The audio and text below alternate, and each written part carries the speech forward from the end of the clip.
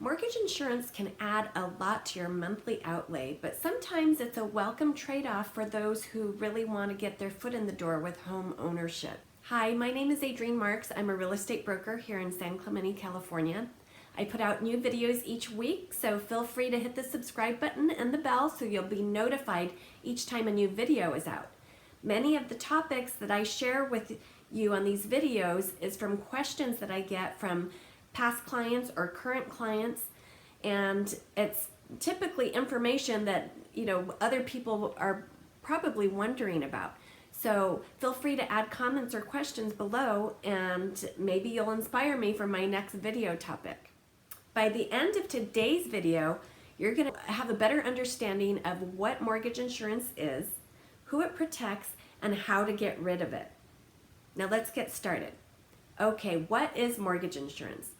Mortgage insurance is required by lenders whenever a borrower puts less than 20% down on their home purchase.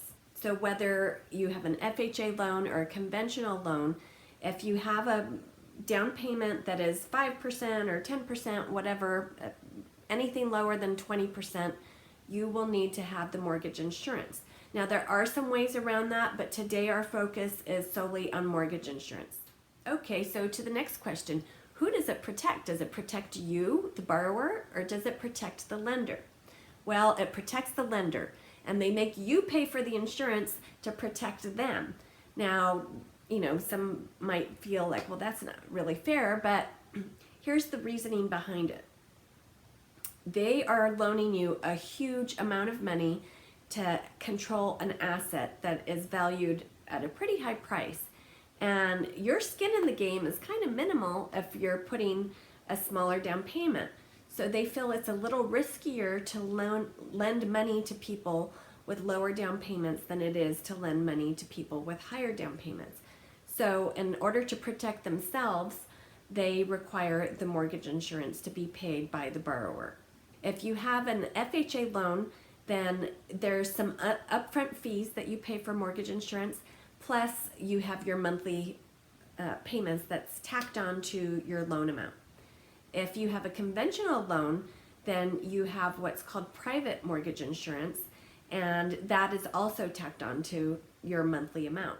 Now, the question that I got yesterday was, my past client has been receiving a lot of letters from different lenders saying, hey, you can get rid of your mortgage insurance, and she was just like not sure where to start, or is this really true? So she called me and asked me. So we had this conversation, and the big important thing is that people want to know is, well, how do I get rid of it? And it really depends on the type of loan you have. If you have an FHA insured loan, you can never get rid of the mortgage insurance on that loan. It stays with the loan for the life of the loan. So in order to get rid of it, you have to get rid of the loan, which means refinance. Now, it may or may not be worth it for you to refinance depending on your current loan to value, because you still have to have that 80% loan to value in order to get rid of it. So someone that puts a 20% down payment on their home loan or on their home purchase has 80% loan to value, so they don't need it. In order for you to remove the mortgage insurance, you have to have the 80% loan to value. And how do you figure that out? Well, one of the easiest things that you can do is contact a real estate agent and ask them if they could help you pull some comps and give you an estimated value of your home. Once you have that number, you can multiply it by 0.80, and that will tell you the maximum amount that your current loan balance could be in order to meet that 80% loan to value ratio. For example, if your home value is at $650,000, the maximum that your loan balance could be is $520,000 in order to meet that 80% loan to value ratio. So if you're at 500, perfect. Then definitely you want to consider talking to a lender and getting that refinance process started so that you can hopefully get a better interest rate and get rid of the monthly mortgage insurance. Now, if you have a conventional loan, then you have the private mortgage insurance associated with it. And it's an easier process than getting rid of it with an FHA loan.